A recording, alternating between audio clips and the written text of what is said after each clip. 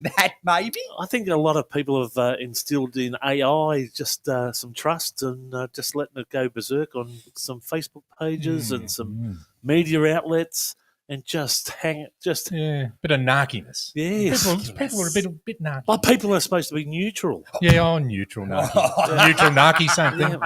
Wow. No, we will get into that a little bit later on because it does need to be discussed. Hello to you, Commish.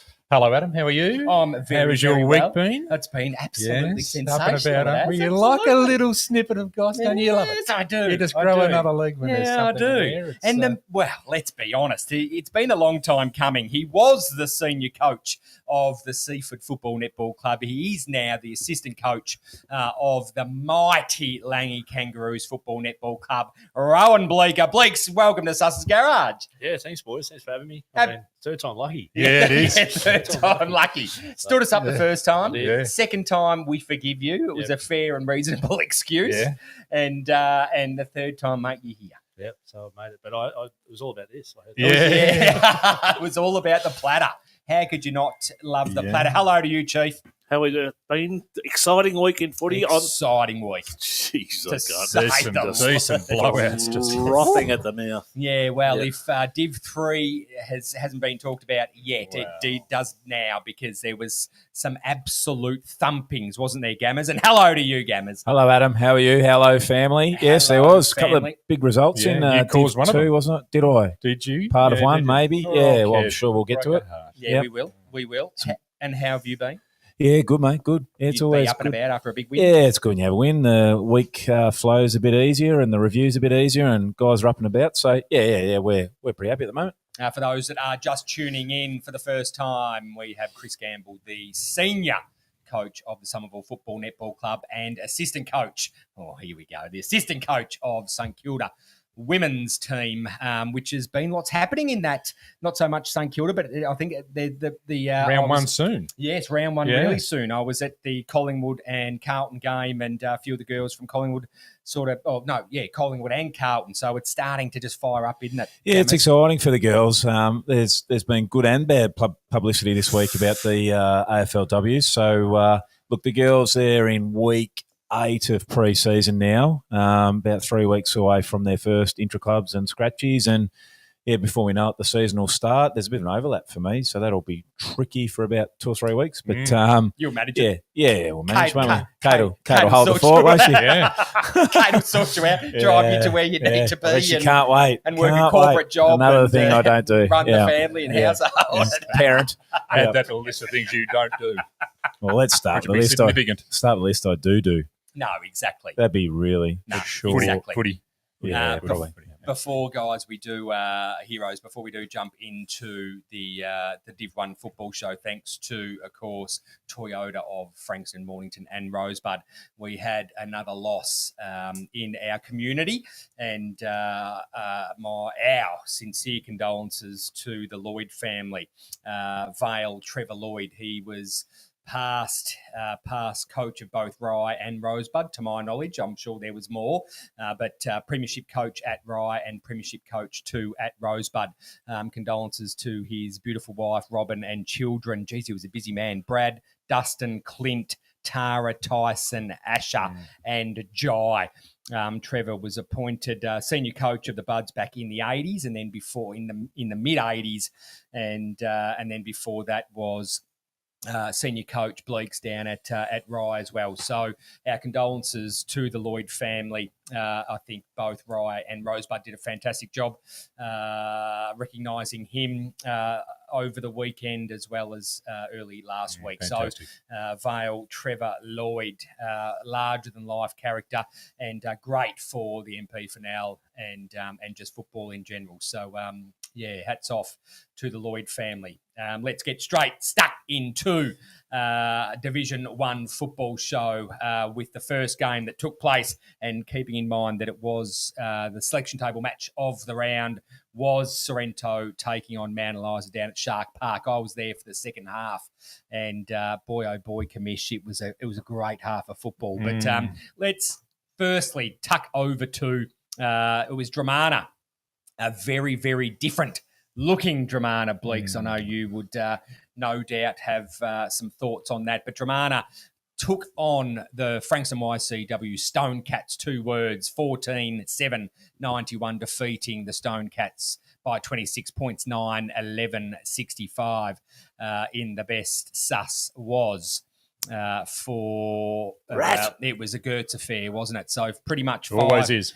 Pretty much 5 Gertz took on Frankston YC. Sam Gertz, Riley Davis, Daniel Marchesani, Billy Gertz, and Sammy Fowler back in that lineup, as well as Clayton Comes Gay. back fresh. Kicks 4. Kicks 4, they win by 4. Yep. It's, Bit of a barometer there. Yeah, I know. But a very, very much different looking Bleaks Dramana Football Club to what we saw previous couple of weeks. Yeah, I mean, that top end talent, it just keeps them strong, doesn't it? Yeah. They stick together and look, very heavily player driven with what they do down there. And credit to their leaders. It's always strong leadership there, particularly with those Gertz boys. But one name I did see pop up, I'm pretty sure he's on that team sheet, is Sammy's brother. I think Jack Fowler's back playing, which he would have been. He is? He's been in the best in the last couple of weeks. Yeah, he would have been in the early days. He was a ripper young player, and then went away and focused on cricket. Yeah. But getting him back, I mean, it's just the brother affair, isn't it? Yeah, it is. It really is. The 5 Gertz played and, like I said, pretty much defeated YC on their own back. There was 5 of them. The 5. Like, can you believe that? Couple in the middle, one forward, Mate, one back. Unbelievable. Yeah. In the best for YC, it was Cameron Owen, Brenton Lambert, Christian Samplis, Heath Big Good, and McKenna Hura. Sus? A low-level approach from Gavin Taylor there, and just said, look, no matter what, if we win, lose, or draw, we just do what we have to do. So, but geez, you have to say it's player driven. Yep. Yeah. It's. Look, I think so. From all reports, from what I heard after Ben Holmes was let go, I'd heard from past players as well as current players from the Dramana Football Netball Club, and they are absolutely up and about that Gav Taylor has taken the reins there. And I did also hear that he was the preferred coach last year instead of Ben Holmes, but that wasn't taken up. So very interesting. He was an assistant there with Matty Price. Yeah, correct. Yep. He's obviously the father of Jai. Yep. Who's a gun player in his own right. So yeah, Gav's he's a ripper. Yeah. He would have applied for the senior job, yeah. And didn't get it. Yep. Yeah. Okay. Yep. Right. Yep. They had some other thoughts, but that's okay. Dramana back in fine form. The next game was Edith Vale taking on Red Hill, 15-9-99, defeating Red Hill at Edith Vale, 9-8-62 at Regents Park. In the best for Edie, it was Alexander Brown, Tyrone Vickery, Lewis Diggins, Liam Hiscock, and Charlie Martello. And for Red Hill, Michael Gresham, Jeezy, he had a blinder. They were... absolute beauty. Charlie Robinson, Kay, Josh Mould, Clancy Stewart, and Harvey Stewart. And the next game was the Pines taking on Langwarrin Football Netball Club. The Pines too strong in the end. 5 minutes to go, I believe, Sus, wasn't it? I should say. Yeah, I mean, it went right down to the wire. And beyond. Yeah, well, I'm sure, whether it's the wire, the line. The white line. Yeah. I mean, both teams came in probably undermanned. Yep. You could argue. I mean, I was looking forward to the big battle of Big Gup and Gabriel, but neither played. So even in the ruck, it was a different look. But yeah, they were just... I mean, Gabriel back to running water, I saw. He was running water. So week before it was Bo Hendry running water, and now it's Gabe. So that's obviously... You'll play next week. They'd actually make a... You could probably put him in a WWE ring. You'd pay money to see that. Yeah. I think they want to be in a WWE ring. Yeah, well, there was... we got some communications towards, at the end of the game saying, which is very disappointing, that a player went up to the Langwarrin coach's box and carried on a little, and that was after the siren. And just adds a bit of spice, doesn't it? Oh, look, that's unnecessary. It's unnecessary. Look, during the game, I don't have a problem with that. But we not don't know what after. was being said. Yeah, exactly. exactly. bloke here was Not after throwing bars. the siren. I reckon that's absolutely uncalled I for. wasn't And- actually allowed on the bench. Oh, would you? No, there was a bit going on, but we got asked to usher off. So myself and one of the other assistants, we had to stand on the other side of the fence Because there was too many of Too them. many on the bench. I saw Russell standing, Davidson up on the Yeah. up there. So that's just keeping the rules in place. Yeah. Mm. Right. Mm. Fair enough. We love the rules, don't We we? love the love rules. Well, Too this, Too much advice. This man here, Guy Hendry, Nick Boswell, Jared Gatt, Kyle Jacobson, little Kyle loves it, and Nicholas Braun in the best for the Pines. And for Langy, it was Jack Orchard, Bryce Rutherford, Jaden at Jubenko, and Matthew Painenborg. And Painenborg, geez, that's a strong Langy name, isn't it? And Josh Smith, from all reports, it was a very, very, very close game all the way through.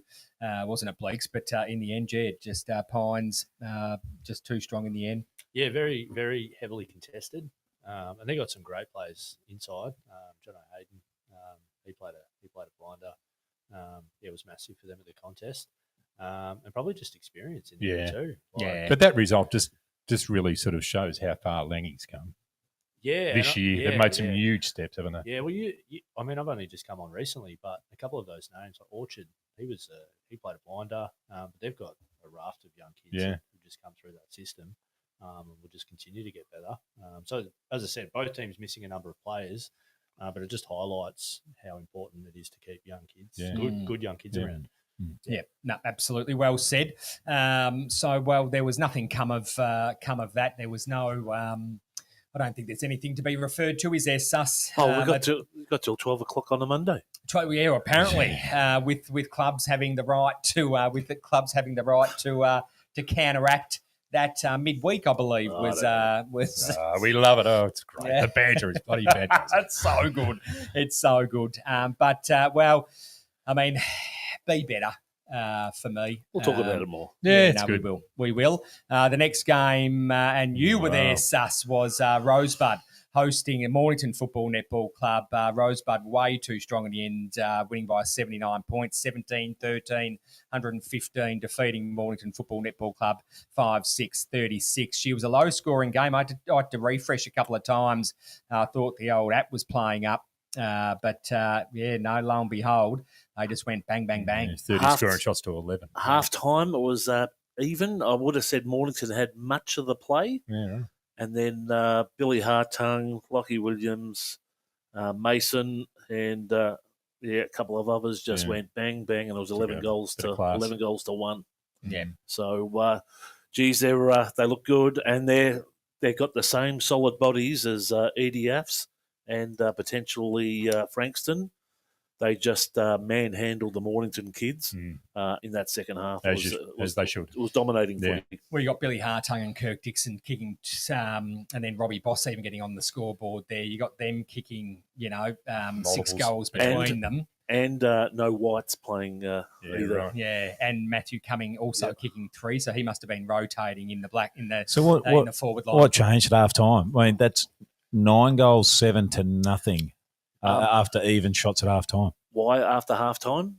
There was some at least 3 players that walked out of the change room with broken eardrums. That's why. Yeah, right. Apparently, so lit him up again. That's the second time. Apparently, Danny went to work. Yeah, right. Okay. Yep, and What about Tool to have that if you can pull that one? Well, exactly. Geez, you should be going to that one. You should be going to that one every time then, shouldn't you? Absolutely. The start of the game. It's got him a I was couple of going to wins. say the start of the game, maybe that might be better off. They came out. You could hear it, and they came out a different unit at half time. Yeah, right. Yeah. Well, I was there for the second half of this game, and it was the Toyota selection table match of the round. It was Sorrento hosting Mount Eliza Football Netball Club, and as I reported last week, they lost a clubman in just got them on a bad week, Hildy. And it was past players as well. Yeah. The deck, I did take a couple of photos. The deck was absolutely alive and well, with a couple of flogs there that I pinpointed out that had no right to be up there. Did you tell him? No, I did. I did. Oh, you did tell him? I took photos of them and text them and said, "What are you doing up there? You've got no right to be up there." Right. That went down well. Ugly mugs they are. Right. But Sorrento too strong and it did come down to just pure grit, Commish. Yeah, I was right. trying to look for you you. But I was at Willow Grove. not there watching again, Gilleen. Gammers. Hard to find on a loss. I was at the foot of the Mount Ball. Oh, sorry, you weren't there. Sorry. Did your hat drop off the chairlift up there? I actually can't find my. Could you imagine him skiing at Ball? My God, mate! There's only pummels and T-bars. He's not jumping on that. No, where is Mount Ball? I saw it at the distance. I've You heard were. of it. Just a little man. Saw over it a few On a times. serious note, though, what does this mean for Mount Eliza? Oh, look, it's going to be hard now. There's no They're question still about in contention, that. I but mean, just a couple far of out. close losses, and They're relying on others now. yeah, correct. they're running out of time, aren't they? They are. But still got that good percentage, and one win puts them into fifth. Yeah.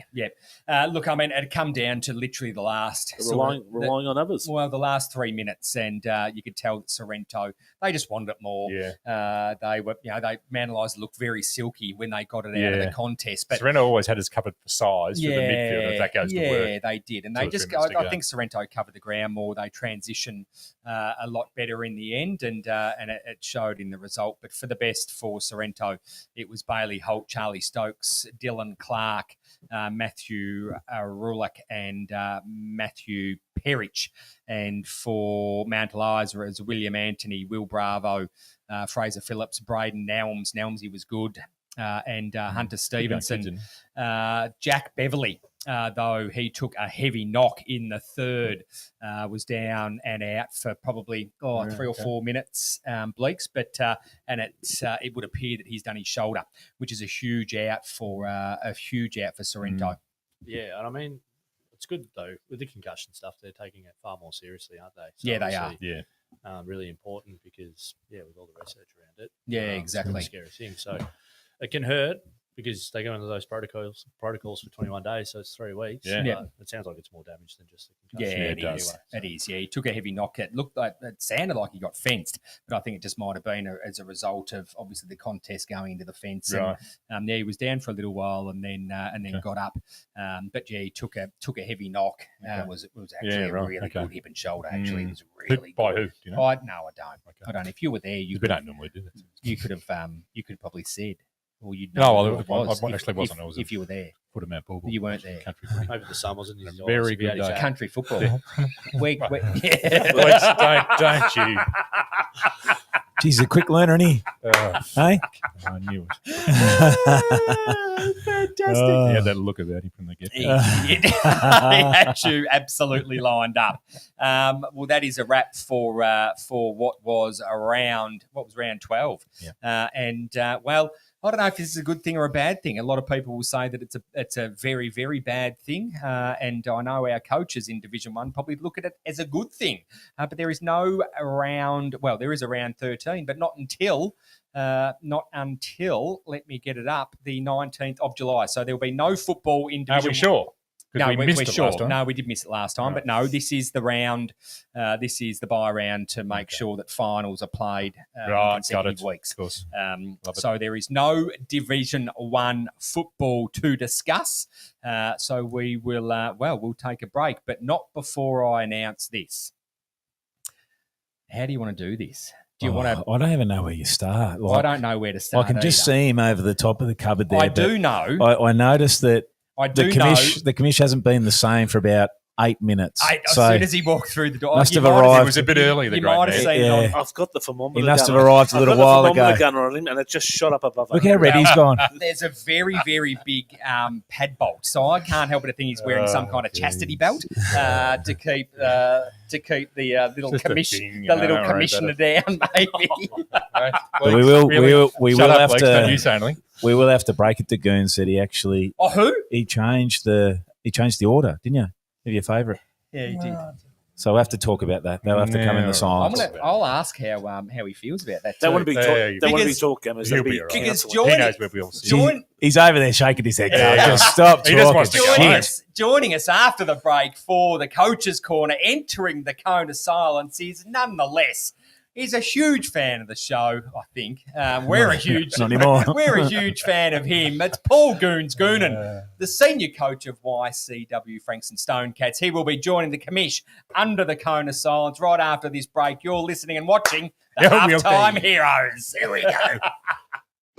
Nestled on the beautiful Mornington Peninsula, Sharmac Lodge offers a peaceful 6-bedroom retreat in Rye for short-term stays for adults of all ages living with disability or illness. Overnight or day stays are available 7 days a week with tailored care provided around the clock. Guests can also participate in daily activities on the peninsula, making it a perfect getaway. Rest easy knowing your loved one's care is personalised to their needs. Finally, a short-term respite solution that brings peace of mind and can be funded under your home care package or NDIS funding. Book a tour today with the welcoming team at Sharmac Lodge. Visit aftercare.com.au or search Sharmac Lodge today. Let their family help your family. Welcome back to the Halftime Heroes. It is now time for Coach's Corner with the Commish. And sitting next to the coach, well, the Coach's Corner entrepreneur is, of course, one of our favourites, Paul Goonan from the YC Football Club, senior coach.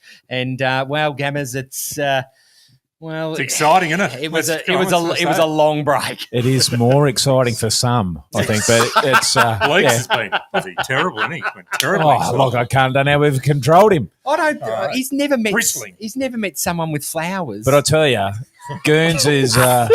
Never met someone with flowers for the cone. Yeah, I know. It's getting sick. But geez, Goons looks good, doesn't he? I guess when you're coaching a team that's in the top 2 in Div 1, you'd be pretty happy, wouldn't you? Well, you would be. Yep. Absolutely. Let's ask him about it. Let's ask him about it. good Well, question. it's time now to what do you say? We lower that cone of silence. Get it down.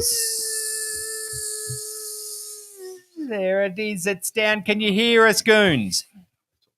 No, we can't. Take it away, Commish. It's the most. Bleeks doesn't know what he's walked into. No. It's the most ridiculous. He's having thing fun, that mate. they've rolled. You didn't even give me an intro like, g'day, fellas, how are you? Yeah, I know. That, and I know. you went Rude. into Oh, it. geez, Couldn't wait to get get the cone. Get some feedback, presenter. Oh, sorry. How are you? That's been happening. I'm You're well. well. I'm well. Yeah? Good to see you. Yeah, and you, mate. How's everything? Family well? I think your family's well. Yeah. But we're talking just before we come on about how many years you've been coaching for, and it's including Frankston 19s. It's got to be well over 14, 15. Yeah, feels like forever. Yeah, and yeah. I did it, and you know how this works.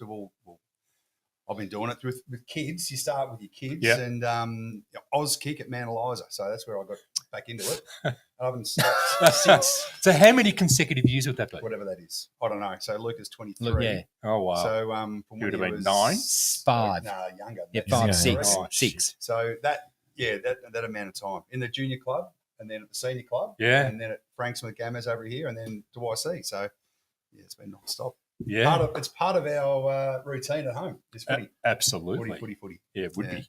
Would be. Never get sick of watching the tapes and that sort of stuff. And Yeah, Rom loves that. Mrs. My wife loves that. Mrs. Gurns doesn't mind. She's watching the movie or watching tapes. Wow. No, she's watching it. Don't worry. I put it on the big screen at home. We watch the game. So sounds silly. This is how sad my life has become. Yeah. The game happens on Saturday. She's now our head medical person, has been Right. for the past 3 or 4 years now, because she is medically trained, so all over it. So she's busy there on game day doing medical stuff. So we get home, it might be 6:30, 7:30, whatever time after, and she's like, "I didn't see the game. Can we watch it?" I'm like, well, you're rightio. So we put the game up, and that's our Saturday night. We're watching the game on the big screen. Oh, fantastic. Get the popcorn out. Yeah. Jeez. When we win. Get everyone, Yeah. get everyone a bit frisky. Nutty, yeah. I'm just happy that I'm not the only one that does that. Do you do I it know. too? You're You're the same, mate. Yeah. There's one person of this group that doesn't spook because he doesn't get the tapes in time. yeah. Oh, just the vision. You get the vision Yeah, you pretty get the much straight vision. away, don't you? No, Yeah, Vision goes straight. I'm just going to get the data. not in the Eastern. Yeah. No. Bleeks, when you were coaching, when did you rewatch a game? Yeah, Sunday or something? Or? probably depending on the result. Like, you walk away from some games feeling like you probably can digest it Yeah. straight away. Yeah, okay. So then you decide is Oppo better? Yeah. Do you look at that first? Yeah, yeah. But yeah, most of the time, particularly player feedback, I think that's probably the key thing that you can take away Yeah, righto. from most games. Okay. So, Okay. yeah, pretty much Goons, that. are you actively are you like sort of, is that when your research starts? Like you're Nah, on so- your Sorry. Yeah, my first thing, I'll watch it without having too much in the notes or opinions. Yep. And then on Monday night or Sunday night, then Monday night as well. That's when I'm doing my edits. Yep. And I'll cut it up, and Yeah. I don't know. Everyone uses different bits and pieces of way to do it. I use Loom, which is a little Yep. Yeah, right. Which I don't know. I came across it was the best way to do it for me, and I just cut little edits. I send them to the players, or we do a Tuesday review. Yeah. By then, How do you think the cone's going so far? Everyone's asked a question. Yeah, I know. We haven't It's even not, really it's not all the started. way. It's not all the way down. Thanks for coming in. Yeah? No worries. Well, thanks. And Good you to got see here a you. bit early. Oh, there and we put up go. their nonsense before. It's only been 3 minutes. Oh, did you wake up? You woke up. Thanks. Well, you were asking questions. You're supposed to do that at the start. Everyone knows your past. We're not going to drill down on that. We want to talk about the current day club. And your unders had a 22-point win over Dramana. We'll go back to the most recent weekend, the Fresh. Yep. The 122-point over Dramana, sitting third on the ladder. Your Rezzies had a 114-point win, sitting fourth on the ladder. And you guys were into a pretty rampant Dramana, but you're still sitting second on the ladder. Has the club ever been better placed, in your view? That's a good question. Look, Evenly placed. Let's say they're ready to. Yeah. So 22, we won the flag. Sure. Our twos won the flag, and our threes lost by a point maybe and hit the post in the last minute. So that could have been. That's the perfect. Yeah. One. But no, we're in a really good spot. Really are. It's when I came into the club 5 years ago or whatever it was, there was a bit of this, and everyone around here knows why I had this amazing history of winning 6 out of 7 flags or something crazy. Yeah. But there was a whole bunch of older guys in there, so there was an obvious. There's got to be a transition. Yeah. So it's been my whole time has been about trying to get that next group through, and not pushing the old blokes out, but a natural transition happens. So be prepared for that. And also, when I first came, there was a real problem with the juniors. That it wasn't the teams coming through. Yeah. And everyone knew it, and we looked at it and thought, my God, this could be horrendous. Yeah. But we worked really hard in the off season. The whole club has every year to make sure we're getting more kids through, and it's thriving now. Our junior club's going really well, and like I said, this 19s group's fantastic. There's some really good kids coming through. 17's good bunch there coming through as well. So yeah, I think we're back on track. Yeah, fantastic. So you went through. Was it 22 or 23? You didn't have 19s? Yeah. One of those, 22 one or 23. 23. That's a real worry for any club, particularly a powerhouse like YC. Yeah. So you just did the senior committee go to work with the junior committee to make sure that 14s and 15s and 16s were really coming on? Yeah, we keep working. Yeah. And it was that year we didn't have it. Might have been 2024, I reckon. Might have been. No, 3 it might have been. Anyway, and we were borderline, and that's that horrible feeling. Yeah. Are we going to have a team of 16 players, and then once one little bloke decides to go, it's not going to happen, I'm going to go, then all of a sudden, oh shit, now we're 15.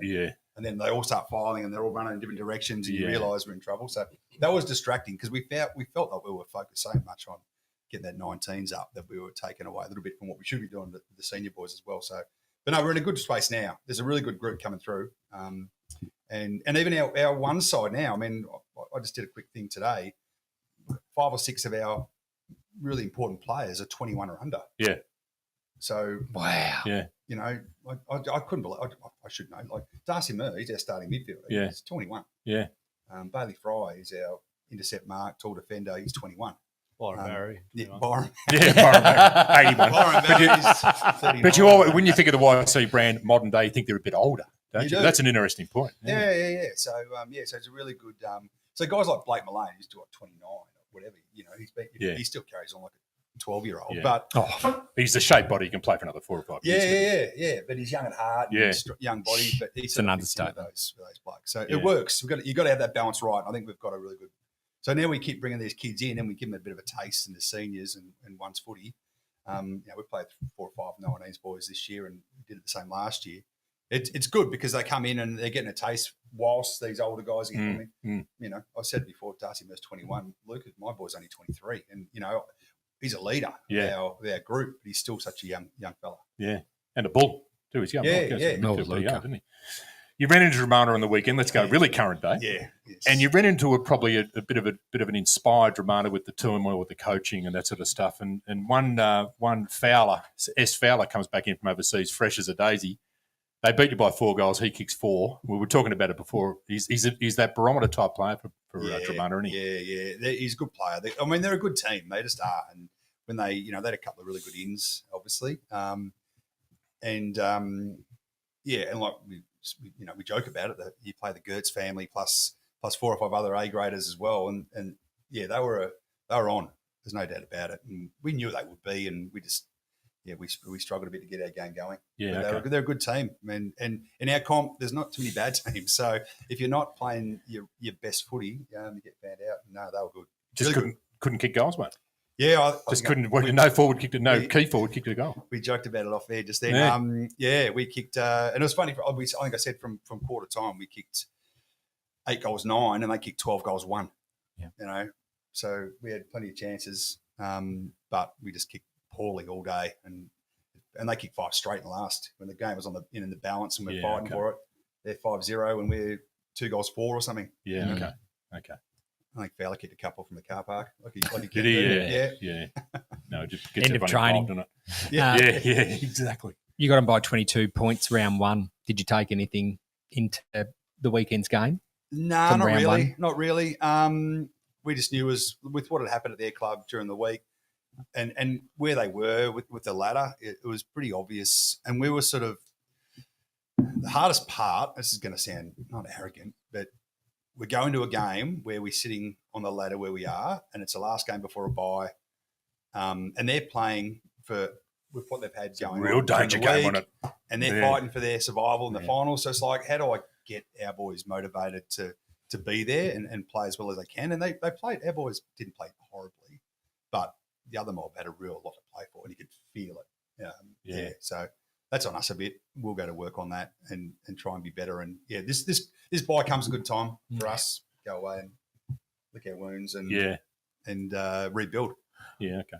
Just want to go a little bit left field. We had Russell Davidson in a couple of weeks ago, the head of was that a roll? Oh, geez, he doesn't like that one, did he? Slight roll. Just umpires are. Is it right? Aren't all coaches?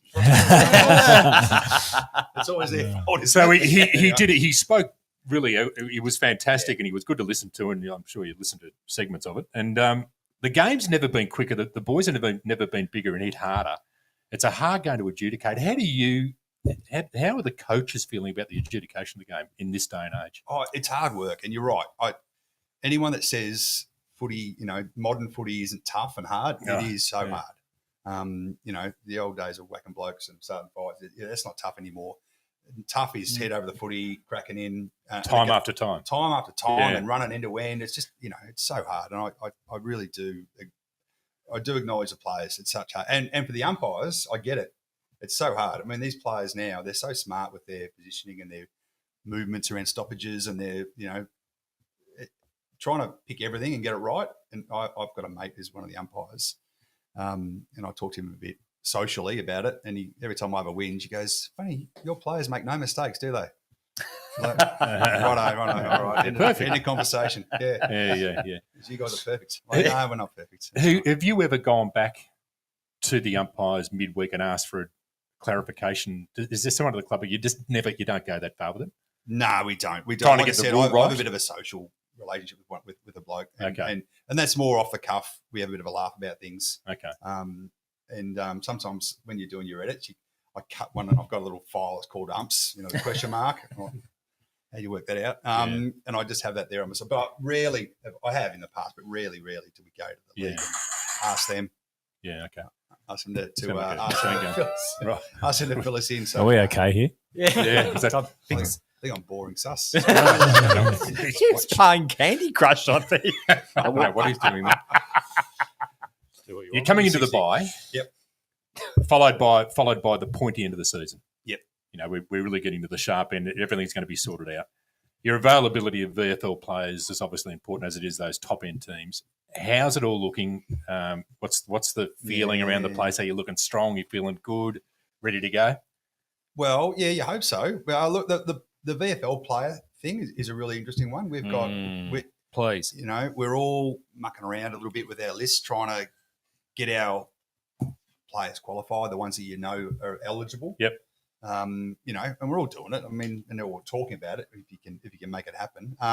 We're looking pretty good in that respect. Billy McCormack has played now 4 or 5 games with us. He hasn't played any games with Box Hill yet. Really good player. He's a beauty. Yeah. But he's coming off a pretty bad injuries. So he's just really gradually getting there. So he'll be, Lockie Bryce got Be picked. better in another month's time. Yeah. He will be. Yeah. Lockie Bryce got called up to Casey on the weekend, Yep. last minute. So that was a bit of a problem for us. But the others are all pretty good. And Lockie Street, believe it or not, he's played 2 already Yep. with us. He can't play too many for Richmond. So depending on how it all goes, he sort of said that if he can, he'll make sure he qualifies. So just in case Richmond aren't playing finals of VFL, he'll play with us. There's 1 or 2 others as well that we're in the same sort of boat. But yeah, we'll just sort of say you're right. If you can get a few of those guys in and get it settled, you're a different team. So like I said, we're playing some young kids at the moment and asking a fair bit of them. Yeah, okay. And it's great experience. Yeah. But come finals time, you sort of hope that you've got your big, powerful VFL block. With the young kids, who are the standouts? Who, can you name some Well, kids we can Paddy- watch over so- the next month or so? So Paddy Bloink, no Yeah, one okay. no one really knows who he is. Under 19s kid. Yep. But he's playing with us now. He's a ripper. So all year last year he played pretty much every game at Stingrays and played a few with us pretty good. And then he's a YC junior all the way through, but he's now playing with us. And he plays an important role. So Luke Painter's overseas at the moment. And structurally the role he was playing was pretty important to us. So we've put it to this kid to sort of fill that role, and he's doing it, and he's going to be a great player. Yep. He's young, he's 18, but he's going to be a really important player for us. He's having a great year, League Painter, too, isn't he? He's kind He's of super. both ends of the ground, kicking goals. Yeah, And he's a bit of a not a barometer. He's the ultimate sort of swing Yeah. man. Sort of, and we deliberately just mix him up just to keep him. I think to keep him sharp as well. Yeah, yeah. He's sort of that bloke that you can wake him up by putting him behind the footy for a bit, then you put him on the wing. And Yeah, okay. put him forward and put him in the goal square. And he's a ripper. Very you can sort of- versatile, yeah. we mix him up and he's very smart. So so going back to Paddy Bloink, he's a young kid. He's 18-year-old. Fronts up and gets it done. He's a beauty. Young Brady Robertson's coming through our reserves guy. He's had a few games, and look, we weren't sure. He's just stepped up a couple of times and he's a small lockdown defender, but does a really good job.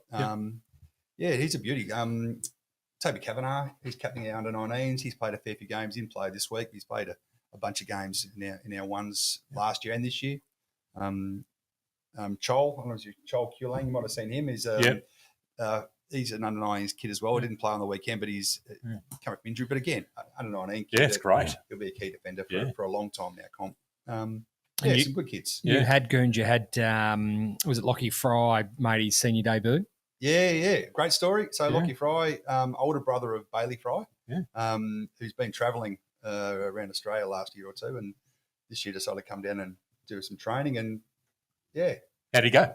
He went all right. All right. Like he's he played his role. We gave him the role, and we sort of threw him in the deep end a bit. Go down to Dramana at Dramana. Yeah. Debut. But it's not like you can pick an easy game in Division 1. No, They roll him against any of the bottom 4 teams. Hard when they're on there. But he's a good kid and they're a great family. So I was really, really pumped to get him in and give him his chance. And he deserved it. He's played some good games in the reserves, and he keeps knocking on the door. Fantastic. Fantastic. Nearly finished with me before we hand over to the boys. Kev Lilac and his coaching down at Hastings.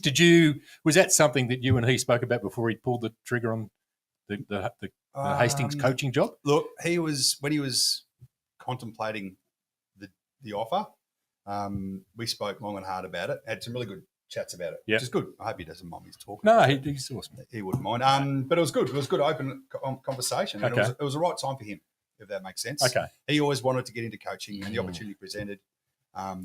My concern to him, not my advice to him, was to think about, because he's got a young family and just having a newborn at home, and I know the family pretty well, and the kids, and it's hard work. Oh yeah. And for an old bloke like me that's got adult kids now, like I make it work, but it's still hard work. But I mean, I just reminded him that it's going to take a lot of your time. As long as your wife's completely on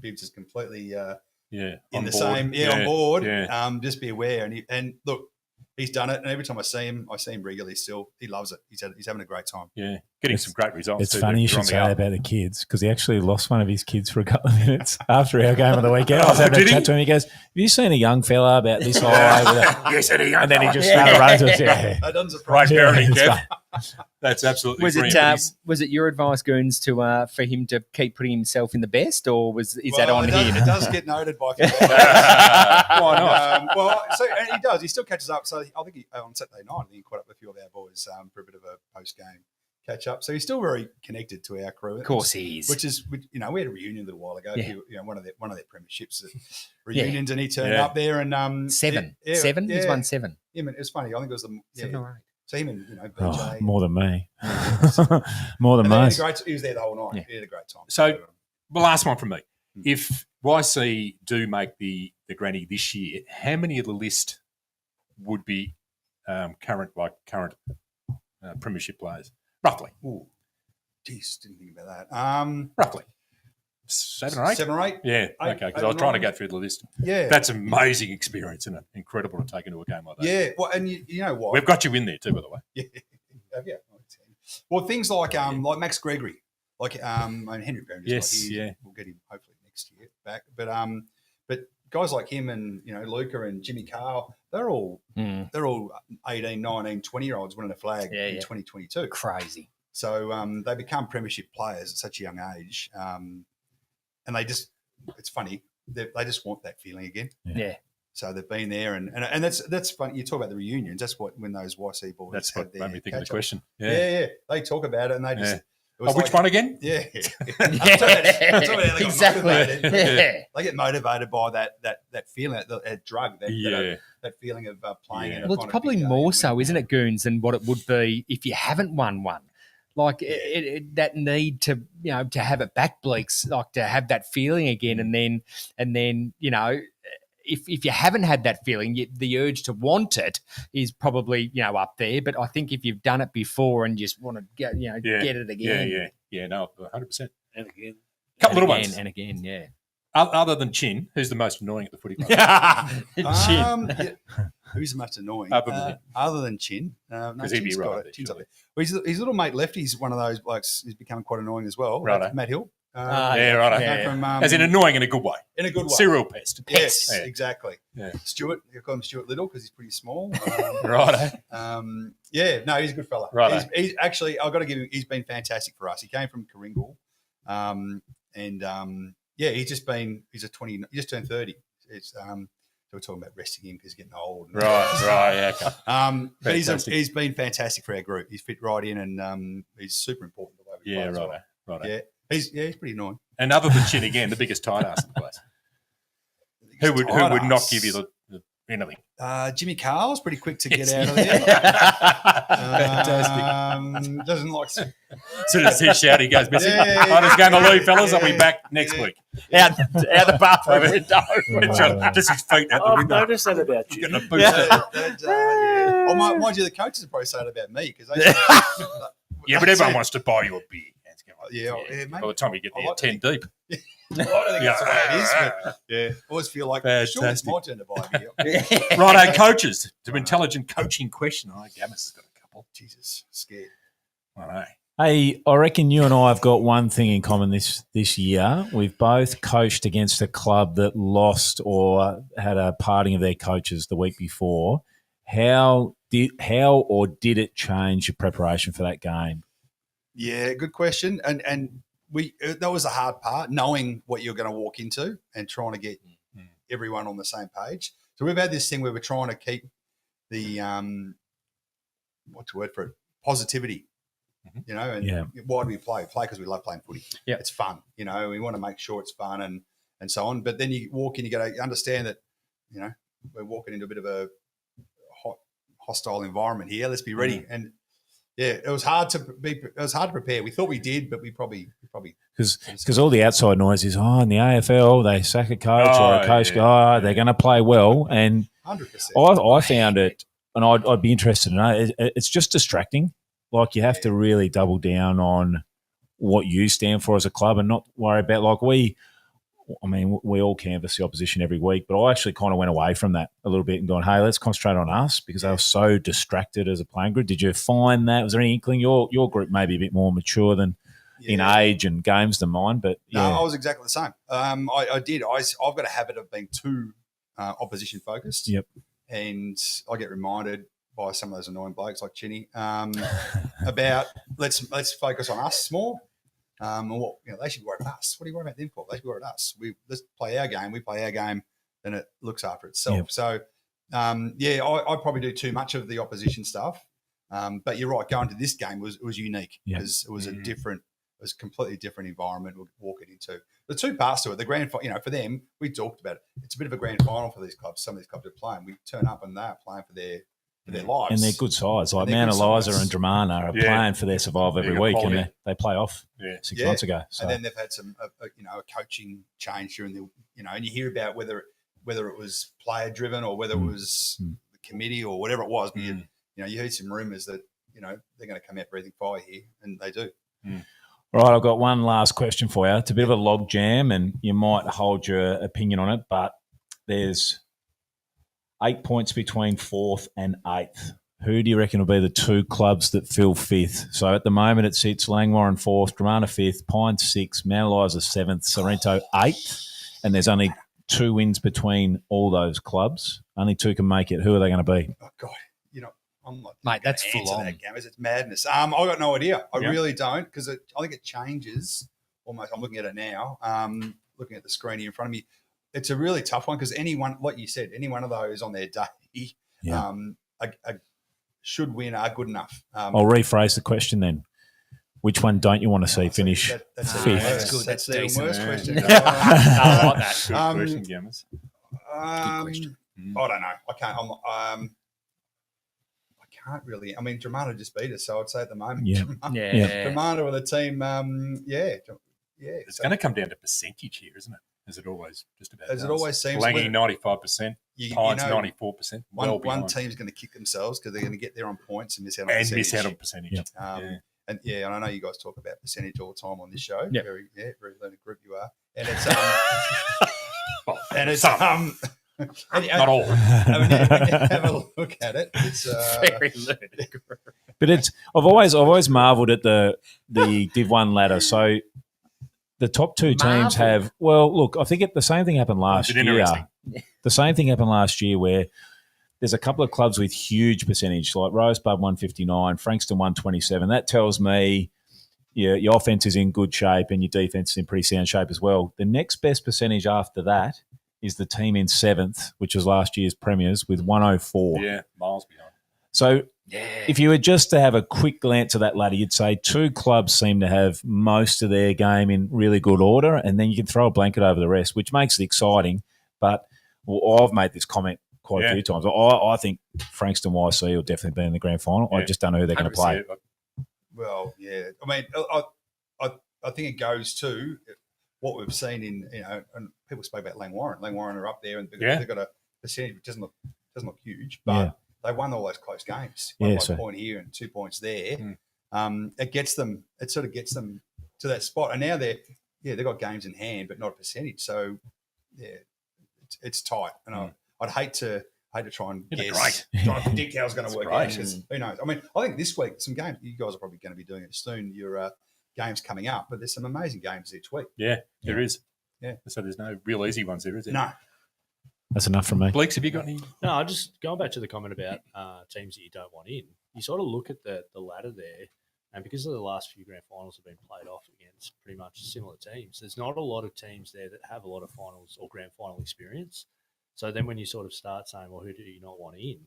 You probably don't want a Dramana in because they've got so much finals experience there. And obviously probably behind YC, they're the ones. Yeah, and then they've got the most. And then obviously Mount Eliza coming off their one, they've got a taste for it.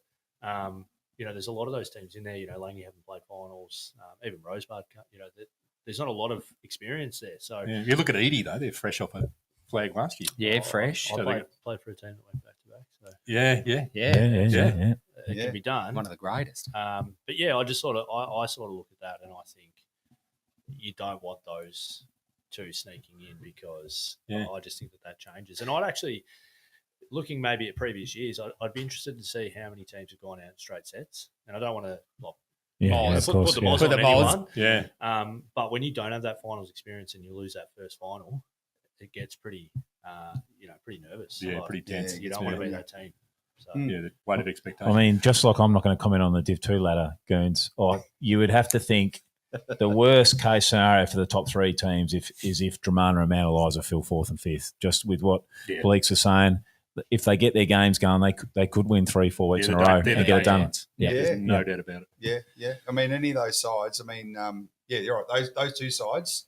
You know that they're capable because they've done it. Yeah, they've been there and done it before. So there's no doubt about that. Yeah. Sus. Goons, you had your club is renowned for pushing players to the next level. Yep. You had another one go through this week in Rowan Steele. Can you tell us a bit about him and I suppose the journeys of? I mean, I'd say Richmond, Footscray, Collingwood. You've got them everywhere. We have. We've got a big spread of VFL. Box Hill. We lately all our guys are going there. Rowan Steele's a ripper. He's my favourite story. Only because he didn't go to Stingrays, didn't get invited to any of that kind of stuff. The first year I was there, so what did we say? 2020. We didn't play a single game. So I remember we did a pre-season and we all did all the pre-season. And he was first year out of under 19s. So he was great. I'm teaching all these kids and I'm giving them a new game style, a new voice, a new coach. And he was sitting there. I can remember he was just listening and observing, understanding. And anyway, we didn't play a game. Next year we play our first game. And the same thing. He's just learned like that. Just so coachable. That's the word. You hear people say it all the time. He is it. And he won our BNF his first year of senior footy after 12 games only. In that team. Not a bad side, are they? And then, so you know what it's like when you've got VFL boys on your list, every week you've got to do a report for their club. And Casey's, because we'd always say, because we had Luca and another kid, Casey. I think it was another kid. But Luca, I had to do his, and that always part of that form you'd fill out was any other players we should look at.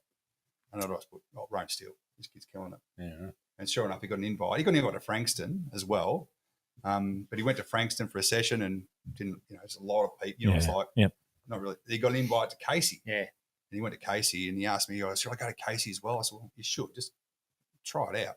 He went there, he got a spot, played 3 seasons, didn't get a look in, decided to go to WA. He's got family over there and signed with West Perth and, 8 games in, he got picked up by Collingwood. So don't worry, the Melbourne supporters are all going, what the hell's wrong with us? We got this bloke. They missed one big time. Yeah, missed him, man. He's a ripper. So his first game, you saw it. Melbourne. He had 19 disposals. Yeah, he was great. I think he was number one on the ground for kilometres. Yeah. Just fit it straight in, didn't he? Just went straight to their system and looked like been there for 100 games. There's a couple getting around in local footy, like Tom McCarthy from Hyatt that went to West Coast and had 30 on debut. It's funny, I was texting him in the off-season. We're trying to get him to IC. Can't get them all, guys. And all of a sudden he's playing AFL. Nearly there, mate. Nearly there. Next year for Paul Goonan. On behalf of all the YC people, we'll ask this. How does next year look for Paul Goonan and the Goonan family? The Goonan family. We do a normal around this time. In the next month or so, we'll have a catch up with the club. Yep, I will, and then I'll have a catch up with the family. The boss, the big boss. Well, the big boss, the real boss. What would you do on a Saturday night if you didn't coach? I know. I think she'd be filthy. If I wasn't coaching. Hey, there you go. There you go, Luke. We'll see how we go. Okay. We'll sit down and work it out. But we haven't. I say this to anyone, and anyone that's coached will say it. This middle 6 games, don't ask anyone to commit for the following year because it's horrible. It's cold and it's wet and it's miserable and training's hard. And if you think you're going to do it next year, you're like, no, maybe I'm done. But finals come around and then weather starts to warm comes up. Out, the bit of sniff in the air and away we go. It's like it's hard. Like even signing, you wouldn't want to bother trying to sign players this time of year because they don't want to. It's hard work. So I don't know yet. We're going to work it out when the time's right. But Do the fires still in the belly? Oh yeah, I love it. Yeah, I do. Look, I went. You're gonna laugh at this. I went last week. Our under 17s coach texted me to say I'm really crook. I need help. Can one of your boys come and help me? I went and helped him coach on the Sunday under 17s, which is at Kringle and. I've got my little assistant. Little dicky knee. But I had a ball. And one of the kids, I kept saying to him, mate, you're marking everything. Don't you dare run away from the forward 50. And he kicked 6. So Yeah, right. we picked it. He played in our 19s. Fantastic. Very good. That's it, Very mate, good. mate. Yeah, but You've been doing it for so long now. Yeah, It's just ingrained. yeah, exactly. And Whether that be good, bad, or indifferent, you it's don't, ingrained. you don't realise the things that the things that as coaches, the things that you think are irrelevant or just second nature. Yeah. You say it just to a kid or to someone, and you realise that it's not. And you think, wow, Yeah. You're having an impact. yeah, You're having an impact on a young life. It's great. Yeah, and I'm no superstar coach, but I've just been around footy long enough, like you guys have, that you see things and you got an idea, and if you can articulate it right, Yeah. and sell them That's the key. on the message, Yeah. you get them. That's yeah. the key. Can I just ask one last question? No, Sorry. not really. Is the cone up? The cone. Is it? Did it even come down? Did it come down? It sort of retracted There's a itself. bit of a hole in it. It was not maybe. good. A hole in the ozone. The cone What- was shit what- this time. What gives you the most joy on the sidelines watching your team play? Like what just go? Yeah, that's why I do it. During the game, when they celebrate the good stuff, we've got a big thing on that now. So we talk about we want to celebrate the good stuff. Whether it's you see it on AFL all the time. Whether it's So is that the small things? Yeah. Celebrate the things small and- things. 1%ers. Yeah, not just Okay. the bloke, not The the specky striker or kicking the goals goal at from the boundary line, it's yeah. that good stuff. Second But- efforts. And, but it's yeah. also the best part of the day is when you go in the rooms after and sing the song and Yeah. have a beer and Yeah. you stand around for it's like for 15 minutes mingling with the players and their families and the spectators, and it's like, oh, how good's this? This Yeah. is just Yeah. euphoric. Yeah. It's and that's why you do it. You do it for that feeling. Yeah. You'd miss that, Yeah, wouldn't you? Big time. 100%. That's the first thing you That's the miss. first thing you'd miss. And I remember when I stopped playing and then going to the club a few years later, you feel like a little bit of imposter. Yeah, It's a like, bit of an outsider. I'm not really part of this. Yeah, Because I used to be in there. Now I'm Yeah, out of yeah. there. It's a weird feeling. yeah. Yeah. Oh, Yeah. great work, mate. No, it's been a bloody joy, Goons, as usual. And thanks for coming in, mate. Thanks No for putting worries. up with our nonsense. Your nonsense. Oh, no, come on. Well, that was fantastic. Well done to you, Commish. Thanks, Adam. It's always You easy got through with it in the Goons 'cause end? He just, Yeah, we- he just oh, yeah, knows the Little- drill and he knows what he's talking about. It's good to listen to. It is.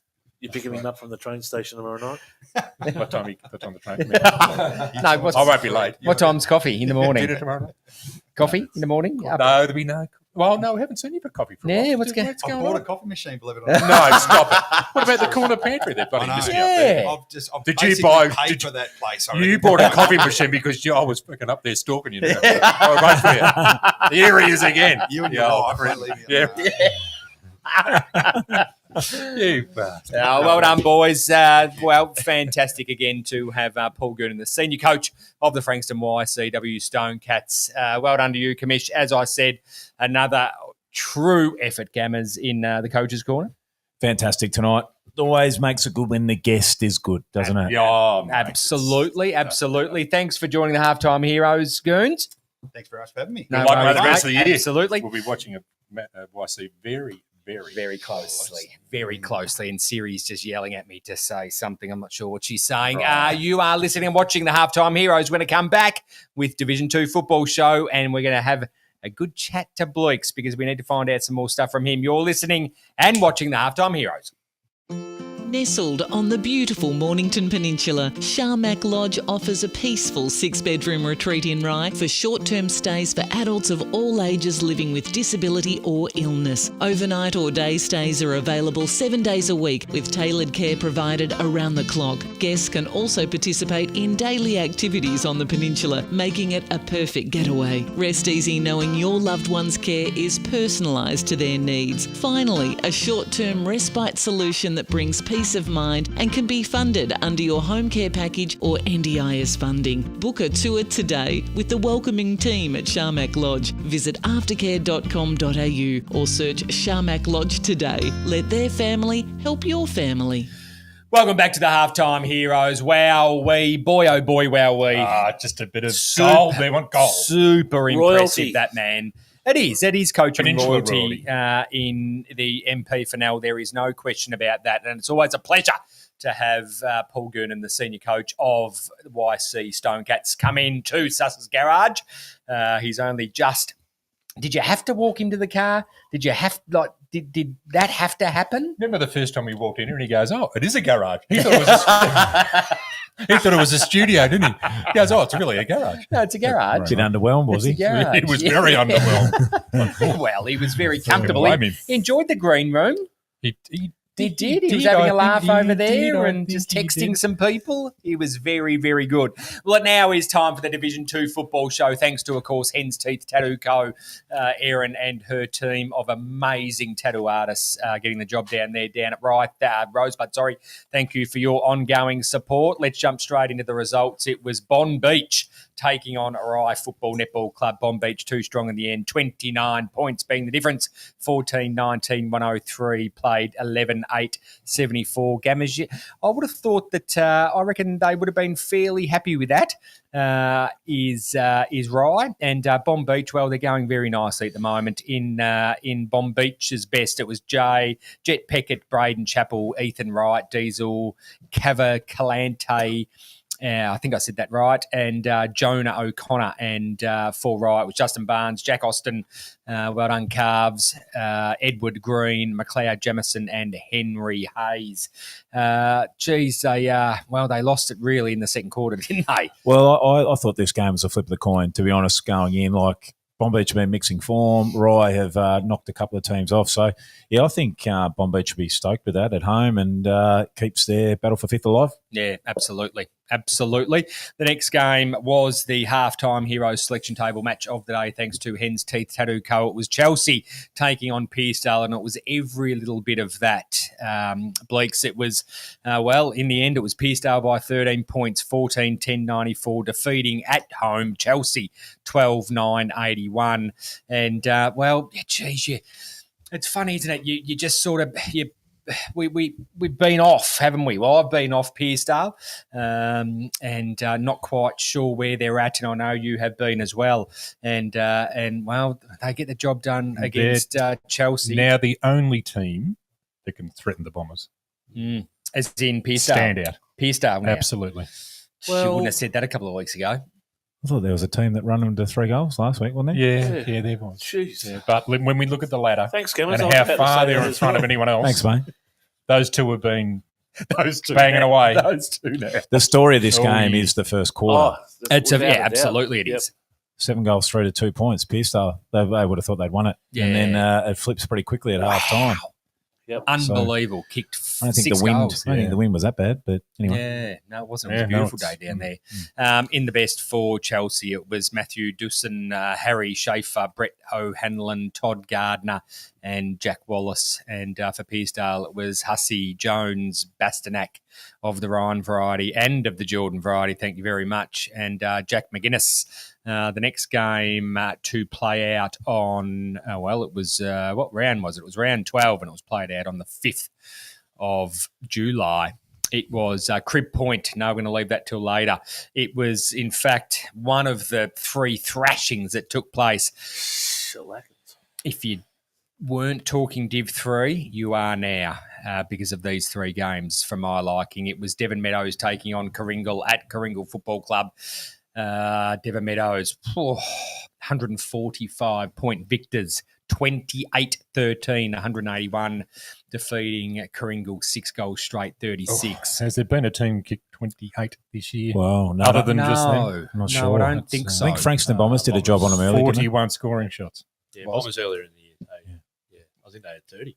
Did they? Kick 30. Jesus. 10 goals won at quarter time. That's a fair quarter. Yeah.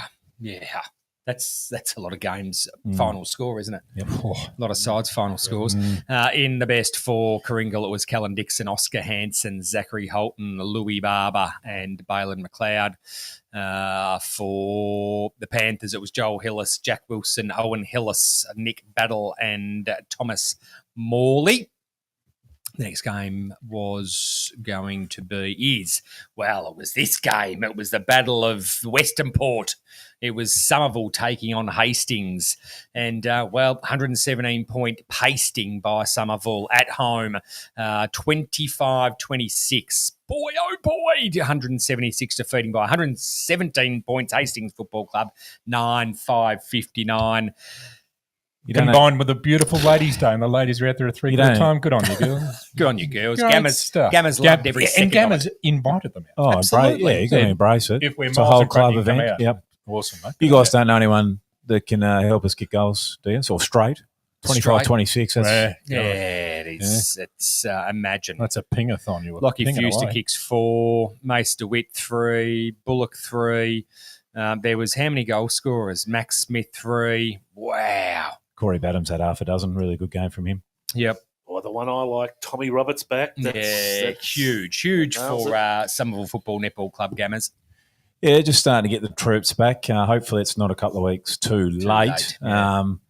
But we seem to make a habit of this, making a bit of a run the second half. But, look, it's good to have the team on the park that you probably thought you were going to have 12 weeks ago consistently. So, What yeah. did you see from Hastings, mate, that you liked? Did we expect a little bit more from Hastings? I spoke to Kev after the game. okay. They've been up for 3 weeks. Yeah, they have been. Massive win Yeah. against Devon last week. And we scared every game hard.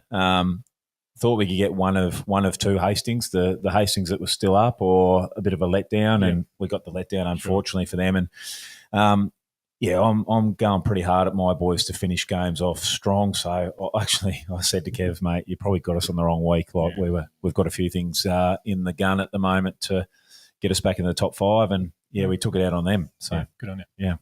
Yeah. In the best for Somerville, it was Bailey Baker. Backer, sorry. Yep, no, it says that. Mace DeWitt, Mitch Mantle, Tommy Roberts, that man there. What a great inclusion back, and he made it through fit, I believe, Gammers. Massive shout out. And the last one there, Matty Bullock, his Bullock. first ever senior game of football. Young Mount Eliza boy, highly skilled. Just had injuries all year and gets his go. And Been pretty good. The Mount Eliza pretty club. Sorry, mate. It's a new bus line that goes from. I reckon it's a Somerville. direct. It's a chairlift. It's a little bit like Rosebud. Just Sammy, goes isn't it? down, It roll down. goes in a circle. Yeah. Like a gondola. I think we're getting a cup at the end of the year, aren't we? Gondola. Next stop Move for on. Somerville. Move on. Just a participation award. They should have in the NBA. And for Hastings, it was Cade Foster. You're right, Chief. It was Cade Foster, Aaron Vincent, Tom Musillo, Joshua Beringer, and Benny King. Cade Foster's a gun, by the way. Yes. Probably the best young player in Div 2 at the moment, I'd say. And I've got if you boys just talk amongst yourselves for a second, I've got a little tidbit on Cade Foster. Do you remember what my tidbit was, Sus? No. I don't even know what a tidbit No. A is. tidbit, just a nugget. Just a nugget, a little gold nugget of information. Well, he's on the football field, he's a medium forward who can go on the midfield, elite skills, but he marks the ball like a key forward. He's just got huge hops. He's courageous. Like they've got one there. So I'd say he'll poll highly. Probably the results for that side will hurt him in the league, BNF. But he is all class. Nephew of. Son of a gun, one of best all-time rounder footballers from Crib Point, the man himself, Luke Harrington. Yes, I did nephew hear this. of nephew The of bloodlines, Luke like it. Harrington. So very handy, very handy fluke. player. And I never reveal my sources. Thank you, Stewie Gay, for that one. Classy. No, huge fan of the show, Stewie. This one too, she was a shellacking as well, 104 points. Frankston Bombers against Tyab, 2016, 136, defeating Tyab at Yabbyland 5-2-32. It's not getting any better for the Yabs down there, both Bleaks and Gammas, is it? No. It's hard, isn't it? Yeah, it is hard. It is hard. But, look, they're trying and they're trying to put some things together and make things right. Well, it is tough. It's tough. Caden Cape, Liam Brewer, Andrew Brown, Darcy Sawyer and John Watson for Tyab. And for Frankston Bombers, it was Wilson Fletcher, Flynn Walker, Brodie Smith, Tyson Barry and Khan Haratuku. Absolutely. Handy. Best in it. Yeah. Well, Haratuku kicked 7. Yeah, he did too. 1 point play kicking 7. You got to love it, don't He's just you? a man mountain. Yeah, I don't think any Div 2 competition has a defender that can actually go with him at anywhere near his best. No, absolutely not. The next game to round out round 12 played on the 5th of July. It was Crib Point taking on Seaford Football Netball Club at Crib Point Recreation Reserve, 14-10 to Crib Point 94, defeating Seaford 10-11-71 in the best for Crib Point.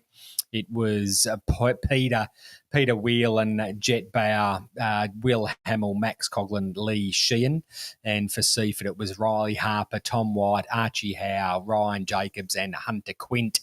Now, Good win for Cribby. Yes. I now turn to ex-senior coach of the Seaford Football Netball Club.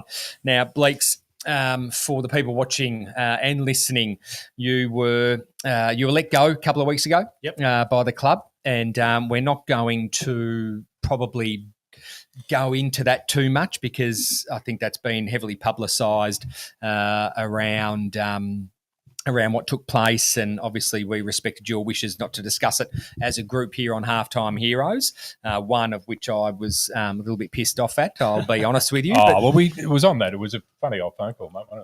You're going to be on Coach's Corner not half an hour before. You actually want to coach.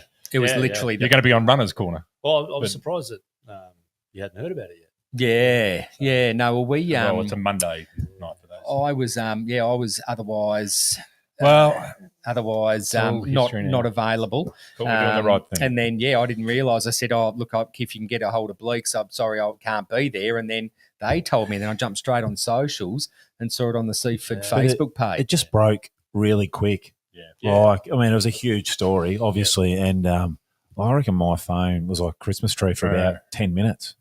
It just broke and everyone knew. It was odd. It was 12 minutes past 5 that they put the post up, and then I think I was communicating with the boys here at about half 5, I think, wasn't it, give or take? Well, as it turns out, it was an incorrect post.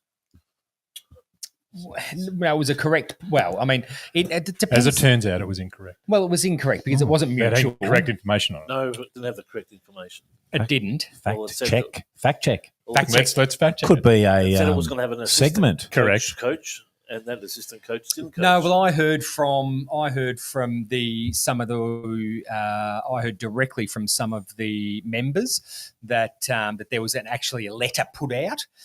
So was it the letter or was it the Facebook post? I think it was the letter that went out to the stakeholders and everything like that to say that there was going to be the assistant coach takeover, and then half an hour later that was retracted because that assistant coach wasn't actually. So a letter and email.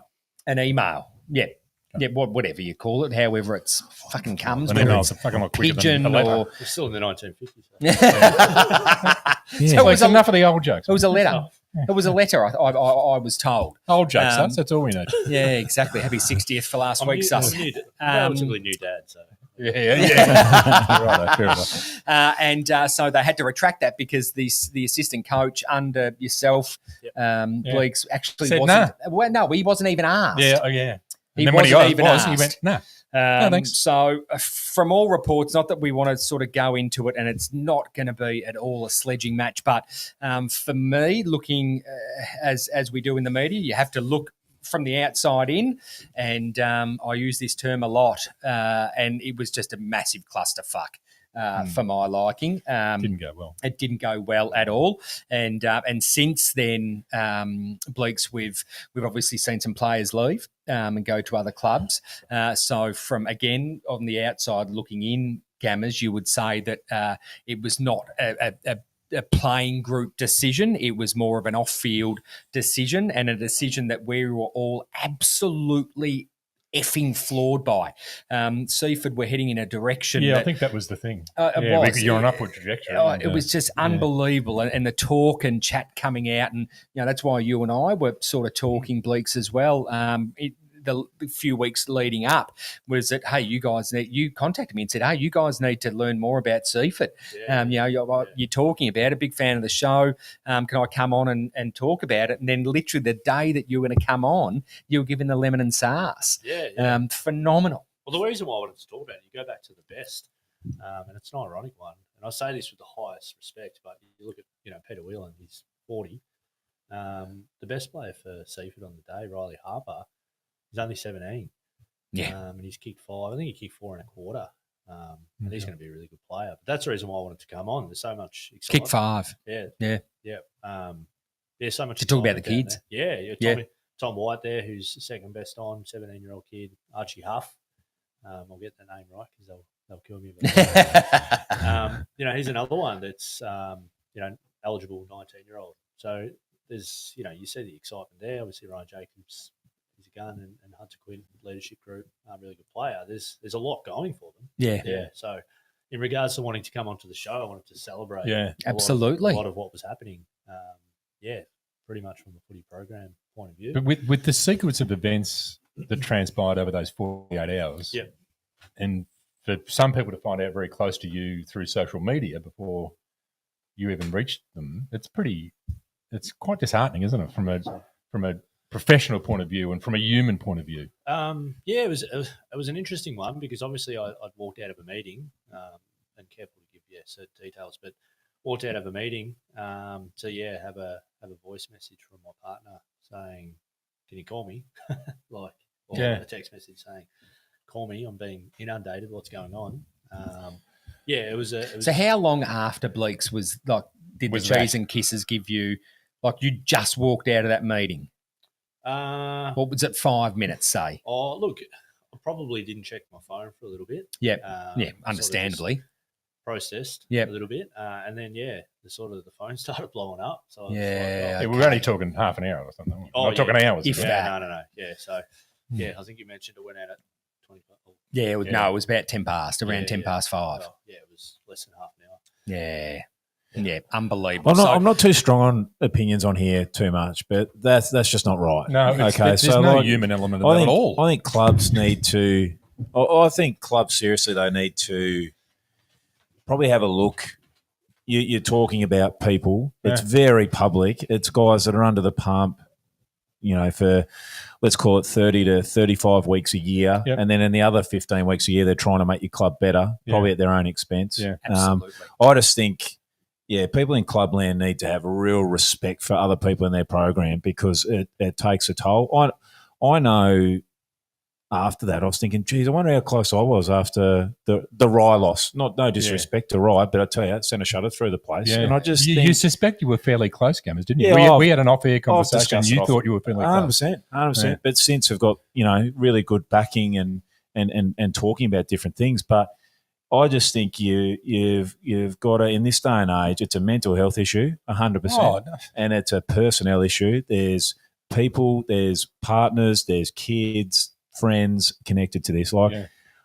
I'll say it openly. I chased up Bleeks' number, not to try and recruit him like everyone would think, just to send him a mate, hey, you're right.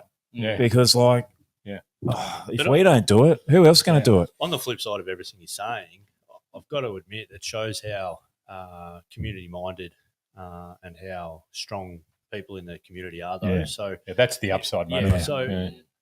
and I don't want to paint a different picture, but ultimately, I couldn't be more appreciative of the support that I've received on the flip side as well from the coaching community and people sort of reaching out. So and picked up really quickly by a great footy club.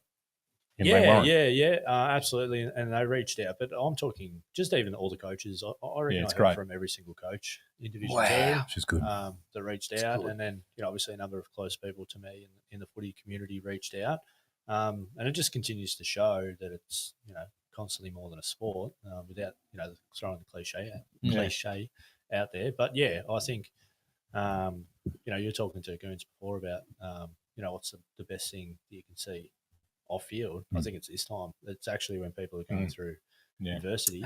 See the good bits of people. You mentioned Tommy Roberts coming back for Sammy on the weekend, and you said off air games, he's played 5 games in 3 years. They're the moments I feel are actually more. It brings joy, doesn't it? So for me, I just wanted to quickly mention, just thanks for everyone for the support over particularly that 48 hours and that week. Because it made a big difference. What are you going to do? You're going to play again? It opens up the gates a bit, doesn't it? Gives an opportunity to play again. Well, it's funny at the beginning of the year, from probably a different media source. I speak to Dan Lonergan a little bit when I get the chance, and he said to me, long time forever, forever retired. Yeah, retired. Yeah. So in terms of playing, you never say never because you don't get an opportunity. Oh, I mean, over 35s. Geez, even The I want to get a Raiders. kick. I know, I you're want to the get a kick in that. Yeah, Super no, Royals. You're a key back, aren't you? You play that? Yeah, I bet I'd there's like to think quite so. a few clubs looking for Well, you're a key premiership, backs. dual premiership player. Yeah. You must go all right. Yeah, but at this stage, I've taken up a gig at Langwarrin, and I couldn't be really more appreciative for the way that they've embraced me. Great coaching group there. Great club. But great coaching group that have taken me under their wing because I've definitely been humbled by the experience of copping the axe. Yep. And I just thought I'll take the opportunity to go and learn off some other people. Yeah. When I saw the coaching group that they have, and not only that, they've got a couple of older heads at their footy club too that I didn't really know that well, and I've stepped in the door and they say, Langy's got some young kids, but they've actually got some guys at the top that are on the 30 edge. Yep. That are some really mature heads that I've come to know or get to know pretty quickly, and I can see why they're doing really well because they're really good people. So. And the club in general. So an absolute shout out to the coaching group there, and particularly Maury, who originally reached out, because it's kept me busy and I'm really enjoying it. That's So awesome. when you look back on the experience, the Seaford experience, was there a point in time when you thought, shit, this could be coming, or was it complete? No, not really, mate. Because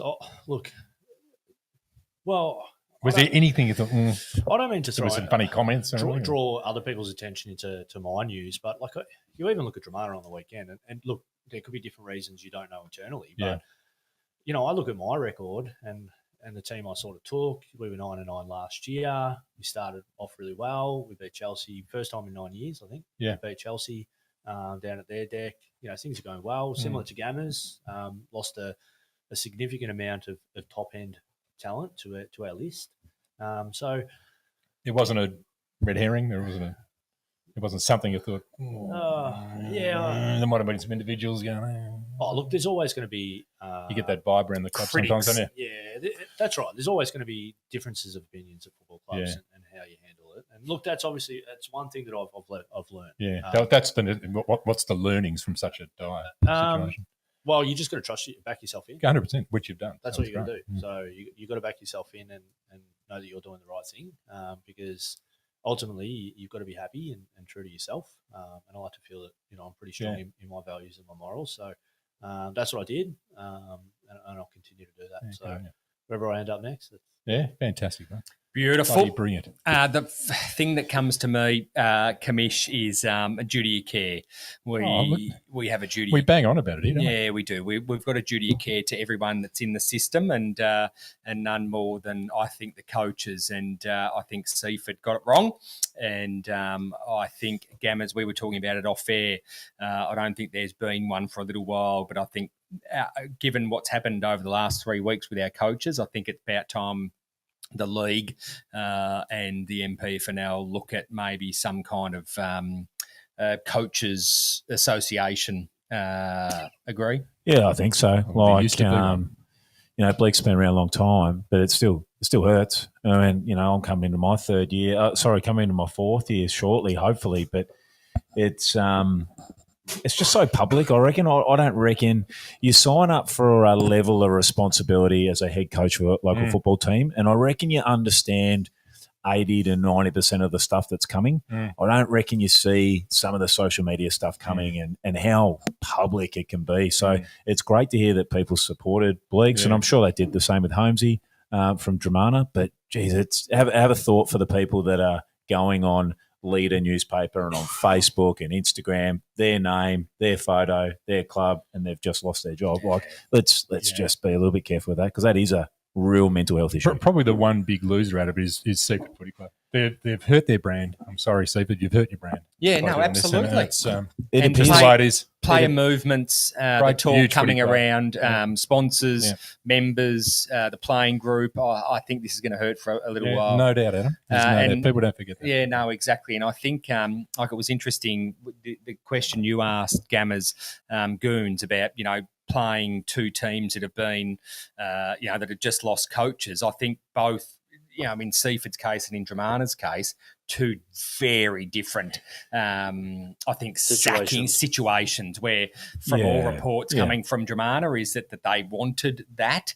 But definitely coming out of Seaford, mate, they were 100% behind Rohan, and they're just gutted. Well, I don't think Bleeks will say it, and rightly so. But they haven't won a game since the event. And, it's not the players' fault either. Like, think about the players. Yeah, like those guys did a pre-season with this guy, trusting what he's throwing out there, do everything, and then all of a sudden get the rug pulled out from them as well. Well, he's the general bringing them out to war every single fucking week, and then look what happens. Like, mate, it just sounds though bloody Alistair Clarkson wouldn't make happy. Thank you. I don't want to play both sides of the coin, but I do just want to. There is still a lot of very good people. Oh, mate, of course there is. 100%. There's footy people club. Yeah, there. exactly. No, 100%. And it wasn't a sledging match No, at I just all. wanted to, again, save face a little bit, but I'm obviously really disappointed and gutted, but there are still a lot of really good people there that absolutely gave mate. me a lot of support. Yep.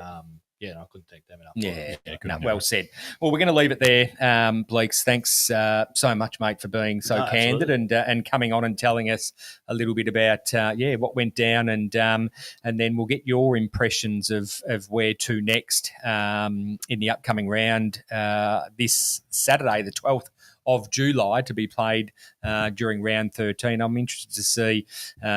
We've gone on long. Suss is sending me all kinds of notes and shit. I think we've just clicked over to 2 hours.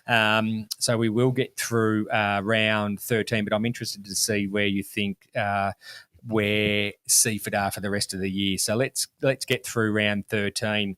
The first game is Chelsea taking on Bonbeach at Chelsea Recreation Reserve. This is going to be a very, very good game, and also a selection table match of the round, thanks to Hen's Teeth Tattoo Co.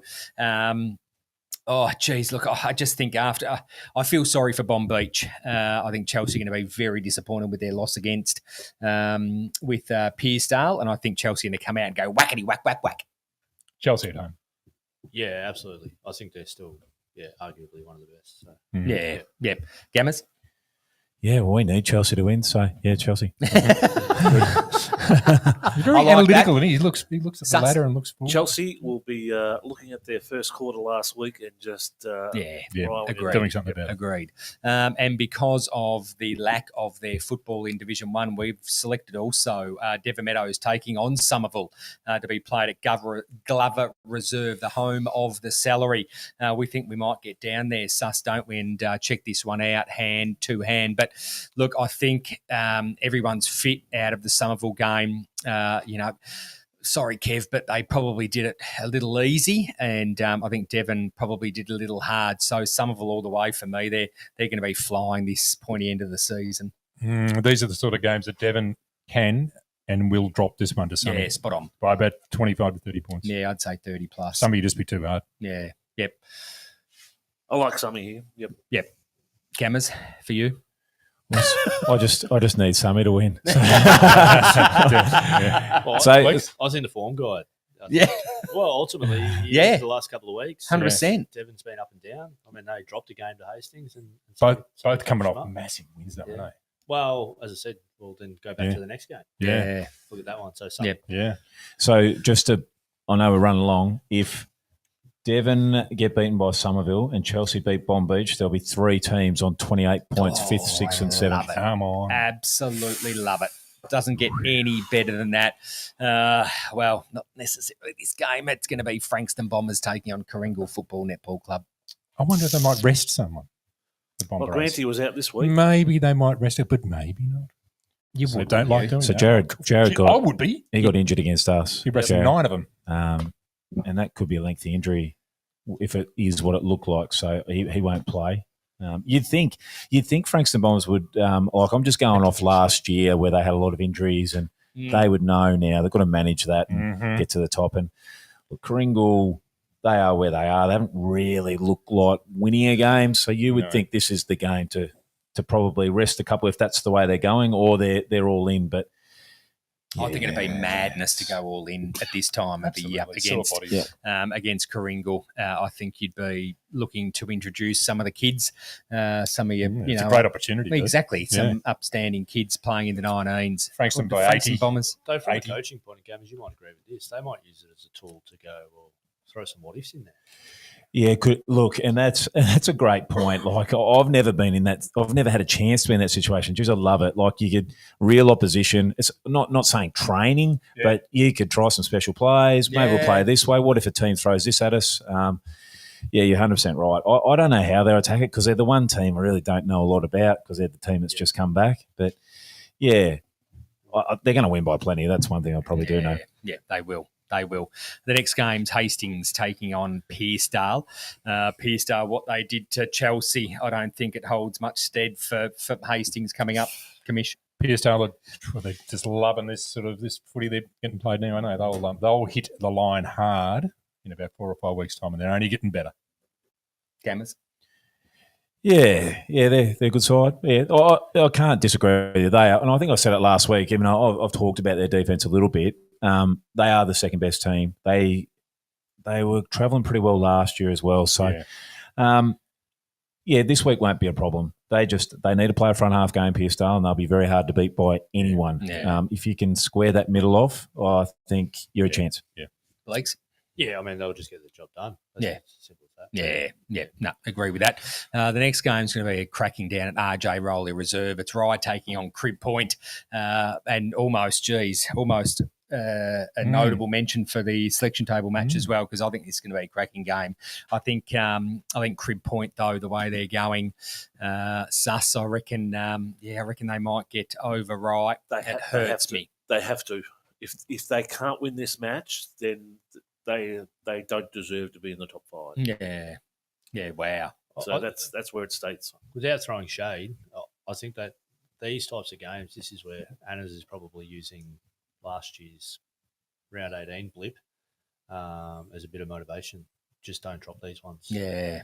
Like these are the mini finals for them. And like said, it's just a mini final. Just get through this one, consolidate our spot so that we don't make the same mistake last year. Like that. It'll show the maturity, won't it? It'll show whether they have grown into that top 4 side, and there's a chasing pack coming. So if they win, I've got Crib Point finishing 4th. Okay. But you drop one of these, and that changes to potentially 6th or 7th really quickly. Yeah, there's no doubt Morey will prepare them this week. They're going to go in as the underdog, and well, who knows? Rye or a scrap? They're scrappers, so they might just get the job done. Who bloody knows? Just keep trying. Yeah, exactly. And the last game to see out round 13 to be played this coming Saturday, Seaford taking on Tyre, but RF Miles Reserve. If I were you or anybody listening afterwards, just walk down the little path down that way down to the Seaford RSL Bleaks because I'm telling you what, it is something else down there. Although I think Seaford have got a lot of repairing to do, I still think that their star power is just too good for Tyre.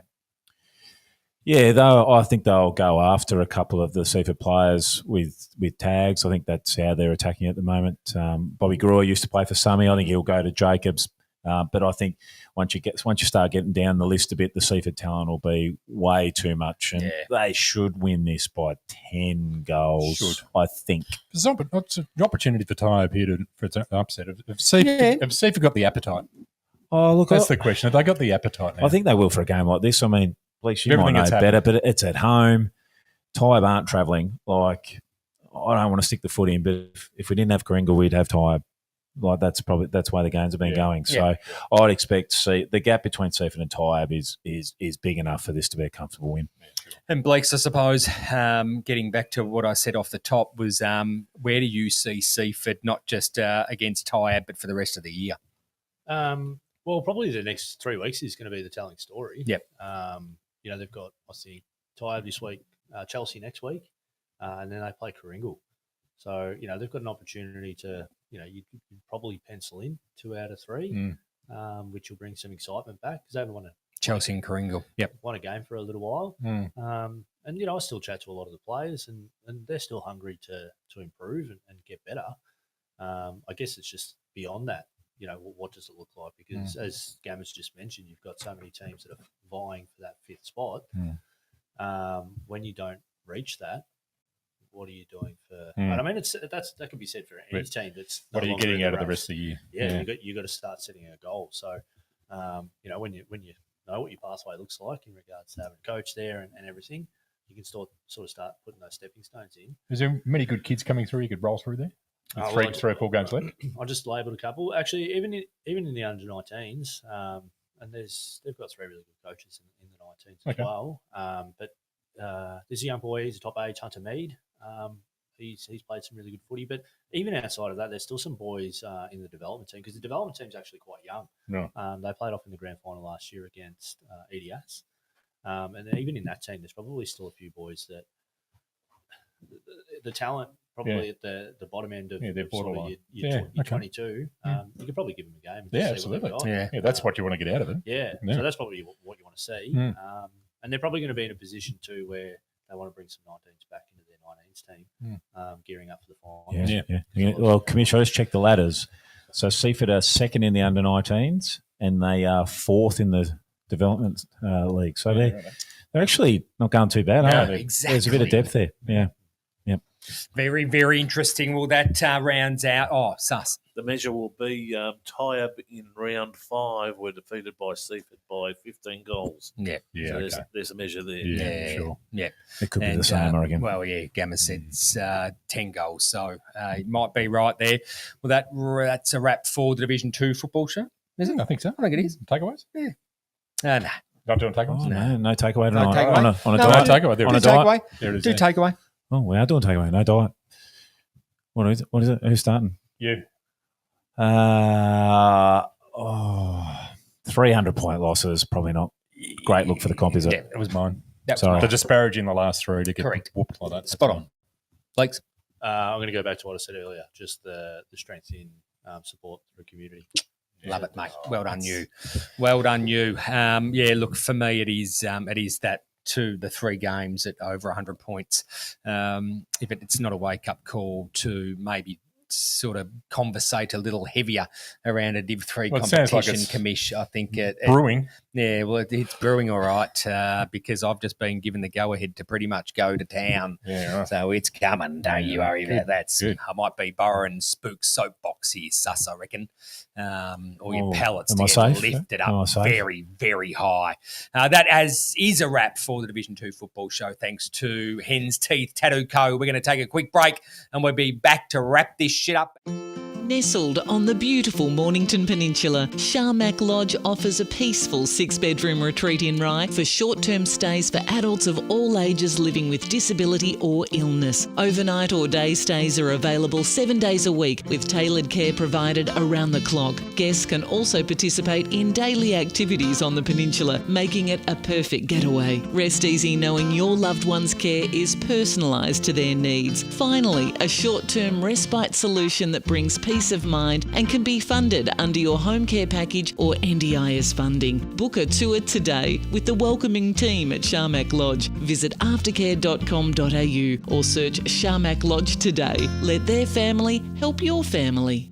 Welcome back to the Halftime Heroes. It is now time for Sus's Pallets and Short Passes Soapbox. Does that make sense? Yeah. No. Adam's Soapbox? I'm stealing it, Spook. Adam's Fuck yourself. Adam's bucket. I'm bloody riled up. I'm riled up and I'm locked and loaded. Sus, take it away, please, with your pellets. No, pellets. Right, yeah. Oh, we're not doing that, are we? Yeah. All right, okay. We're Do doing the that. fucking cone. Yeah. So with the pellets, folks, I suppose we saw some interesting to Facebook say the least. posts over the Friday and the Saturday, It's the most action Pitty's had in a long time. and the retractions and the so the removal of posts. so here's what's going to happen, folks: is the tariff list is going to come out, and if you're involved with the Pines Footy Club, you're copping 145 tariff. It's as simple as that. You just can't post something and say this, and this. You can't. And then, Not on someone else's page. and then delete it. you just can't. Oh do no, that. they didn't delete it. I It know was they didn't, but- The administrators deleted it. And then yeah. And if you want to refer to my club, yeah, great. But you just don't do that stuff. So that's my pellets, and yeah, there'll be ramifications, and yeah. I don't think there will be because we've called out for what it is. At the end of the day, we're not 14-year-old girls you that didn't do it. take our frustrations and anger out on social media. We're supposed to be adults in an adult world. And when you're posting shit on community group pages like the past players page, it's deplorable. It is absolutely deplorable. At your age, you're supposed to be adults. Okay, so the next one. What? Right. No, mate, absolutely. The next one for me.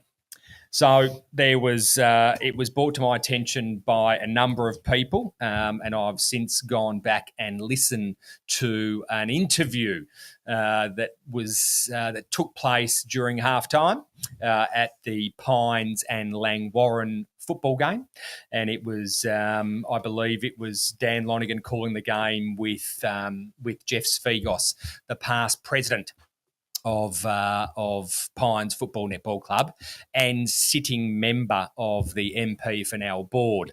The vision, the game is on what's the app? Hub. The hub. It's there to be replayed, so anyone can go on and listen to it. Now, for me,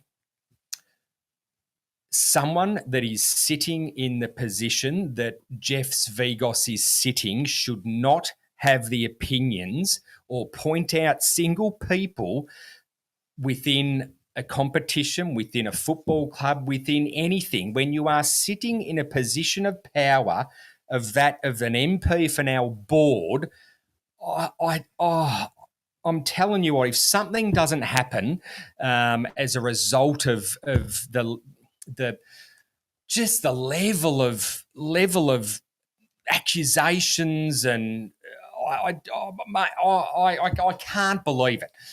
If you're keen, go back and listen to it. Halftime, Pines Langwarrin. It starts at about a minute 13, and I still can't believe it. It was made aware of me today. I went back and had a listen. I've recorded it, and I just couldn't believe it. I'm not going to go into it because I don't think there's a need. If you're interested, you can go on and have a listen. But for me, I think there needs to be some ramifications on this one. Well, supposed to be impartial. Supposed to be impartial. So apparently the Division 3 competition all come down to one person. That's why there was never I could go into it, but I won't. It's getting spoken about. Sorry? The upside is it's getting aired. It's getting is spoken getting about. aired. That's the probably only upside, but it's Oh, probably not the way it needs to I be. don't think it was aired in the correct. It was aired as a smoke screen for something else. Yeah, well, it was aired. The conversation started with Rosebud Football Netball Club having 3 Cranbourne players, and if because apparently it was one person from Rosebud Football Netball Club that stopped the whole Div 3 competition. Yet, what was the word that he used multiple times? Hypocritical. That Rosebud are playing with 3 Cranbourne players, however, didn't want to have Cranbourne come into the competition. And then that was the smoke screen for then what was going to come next, between a sledging match from a man that's supposed to be sitting on the MP for now board. I just think it's not good enough, and he needs to be made an example of. The okay board level Yeah, in amongst a boardroom, yeah, correct. but probably not on Dan's show at half-time. No, that's right, exactly. Jeff had that moment again. He might have come out with that. Yeah, well, I mean, look, But he hasn't, I so he's suppose, as a media outlet too, they should have stopped that interview. Yeah, I'm surprised. Yeah, I'm really surprised that got through. instead, Dan Lonigan removed himself from the interview and said, "This is your opinion, Jeff," and Jeff is allowed to have his opinion, maybe behind closed doors, and when you're not sitting on the board of the MP for me. It was a very frustrated Jeff. Yes, a very So you can hear the frustration Oh, in look, his it was voice. I think. Anyway, well, that is a wrap for the halftime heroes. I would like to thank, of course, the great man himself, the senior coach of the Frankston YCW Stonecats in Paul Goonan. A very well done. What a bloody ripper. Oh, Right? jeez, Very you just- attractive you man. Did still you just notice, have- Hammers? Very. He's getting better looking as he gets older. Oh, I think wish he that would might have. be a bit more But grey in that's the salt- hair. Oh, but the salt and Just pepper's that salt and beautiful, pepper. isn't it? Suits him, The doesn't salt it? and pepper. You know, you can. Yeah. What can happen to me? And well, the man, the myth, the legend, he's sitting next to the commish. Rohan Bleeker, of course, joined us. He was about 4 weeks late, but he's here. Very gracious, Jim. Well done, Very, Bleeks. you made perfect sense and made us look like idiots a little bit. But you're very, well, even though we are. Fashionably late. Fashionably late, mate. We'd love to have you back if you're available because you're an absolute gun. Thank you to you, senior coach of the Somerville Football Netball Club, of course, Chris Gamble. Gammers. Thanks, mate. Thanks, Adam. What a show. Jeez, Yeah. we've been here a while, though. Yeah, we've feels been like here a goodness. while. Is it We've been here a Friday while. morning, yeah? Yeah. I think you need to start the download now. Susker's going to take about 3 days sorry, to mate. get The done. show's going live in 5 minutes.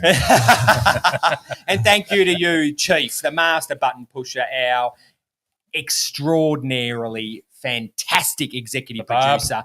Oh, to Barb for the Barb's. spread. The Barb's, wow. the spread. Magnificent. I don't know how she keeps Just getting that done. I don't know. Absolutely incredible. Concludes this week-long celebration. There. Yes, Yeah. well, exactly right. Yeah. We've done all right too, just quietly. Fair, Well, fair, that- fair multitasker. Yeah, Yeah. fair multi. Well, Yeah, I don't know I what know. he's doing. I know, and he's got some prickly thing up his nose. He's sneezing and coughing. Oh, and I know. He's what's got going? What's He, going he on? owns there? Coca-Cola. He runs a Yeah, podcast. we're on. He preserves plastic chairs. Yeah. What can't he do? It does. What can't he do? And he's the owner of this fine establishment that is Suss's Garage. Thanks for having us, Chief. That's been terrific, and looking forward to a Division 2 round this week. Yeah, Yes. no, absolutely. Only Division 2 to be played out this coming weekend. Make sure you go and support Div 2. It is a fantastic competition. We will be heading, a few of us, over to Salary Factory, that is Devon Meadows. But you have been listening and watching the Halftime Heroes thanks to Frankston, Mornington, Rosebud Toyota and Hens Teeth Tattoo Co. Aftercare. I don't think Askanish gets mentioned anymore. No, I don't think so. I'll put them in Just if you want. Yeah, you might And as to well. Solar Heart. Is Solar Heart still there? No, Yeah. they are. And thank you to Solar Yeah. Heart as well. Give them some And they love. got some love from the other and from the other Hey! place. They got some love. Fantastic. That's good to see. Absolutely good to see. Well, you've been listening and watching the Halftime Heroes. Good morning, good afternoon, and good night.